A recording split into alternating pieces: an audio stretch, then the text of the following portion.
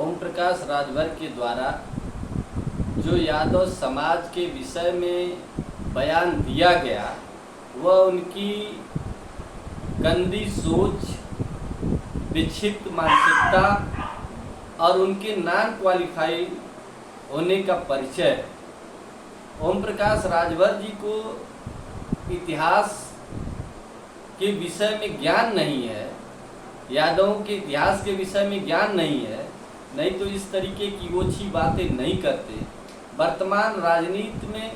जिस तरीके से राजनीतिक चारित्रिक गिरावट आ रही है, यह चिंता का विषय है। मैं विशेषकर यादव भाइयों से अपील करना चाहता हूं कि बीजेपी ने एक सोची समझी रणनीति के तहत ओम प्रकाश राजभर जैसे नेताओं को खरीद फरोख्त कर अपने साथ जोड़ने का काम किया है, सिर्फ इसलिए क्योंकि ये ऐसे लोग अपने समाज का हित नहीं चाहते हैं, वो केवल अपने परिवार का हित चाहते हैं और अपने ही परिवार के विषय में उनको ज्ञान है। राजभर समाज की आर्थिक, राजनैतिक, सामाजिक स्तर को जो उठाने का बीड़ा उन्होंने लिया था, इससे भयभीत होकर के और जो सामंतीवादी विचारधारा की पार्टियां हैं उनको अपने पास बुलाने का काम किया। और दूसरा, ओम प्रकाश राजभर जी अपने आप को फेमस करने के लिए, अपने आप को राजनीतिक क्षेत्र में चर्चा का विषय बनाने के लिए यादवों के खिलाफ इन्होंने एक बयान दिया। और यादव भाइयों से मैं अपील ये करना चाहता हूँ कि इनके बातों को तवज्जो न दें, क्योंकि ये इस तरीके का उटपटांग बातों को बोलकर चर्चा का विषय बनाना चाहते हैं और मुख्य धारा से महंगाई, बेरोजगारी, शिक्षा का अभाव, दवा का अभाव,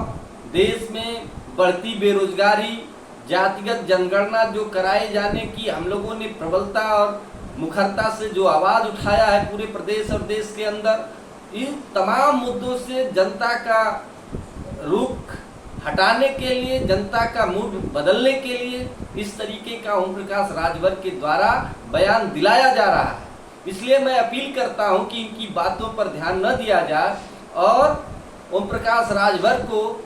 बिल्कुल स्वच्छंद छोड़ दिया जाए। उनकी बातों पर और उनके विचारों पर अगर हम कमेंट करने लगेंगे तो हम जिस धारा की तरफ बढ़ रहे थे उस धारा से भटक जाएंगे और बैकवर्ड के लोग आपस में ही संघर्ष करने लगेंगे। इसलिए मैं अपील करता हूं कि इनकी बातों पर विचार न किया जाए, क्योंकि ये अपने दोनों बच्चों को ही राजनीतिक क्षेत्र में स्थापित करना चाहते हैं। इन्होंने अपने पार्टी में किसी भी राजभर को अगर बढ़ाने का काम किया हो तो बताने का काम करें। ओम प्रकाश राजभर जी, आप अपने संघर्षों के आधार पर ऊंचाई को पाए थे, लेकिन लगता है कि अब आर्थिक रूप से आप आर्थिक माया और मोह में पड़ करके आप अपने राजनीतिक हैसियत को खत्म करने पे तुले हुए हैं। मैं ईश्वर से यह कामना करता हूं कि आपको सद्बुद्धि आए और अपने पुनः जो मिशन आपने बनाया था दलितों का, शोषितों का, वंचितों का आवाज बनने का, उनके उद्धार का कारण बनने का, उस रास्ते पर चलने का काम करें। बीजेपी में जाकर के आपने अपनी पार्टी का गर्त कर लिया है, क्योंकि आपको लड़ना था महंगाई के खिलाफ, आपको लड़ना था बेरोजगारी के खिलाफ, आपको लड़ना था शिक्षा के जो गिरते हुए स्तर है उसके खिलाफ, आपको लड़ना था समान शिक्षा के लिए, आपको लड़ना था जातिगत जनगणना के लिए, ताकि जिसकी जितनी संख्या है उसको उतनी भागीदारी मिल सके। इन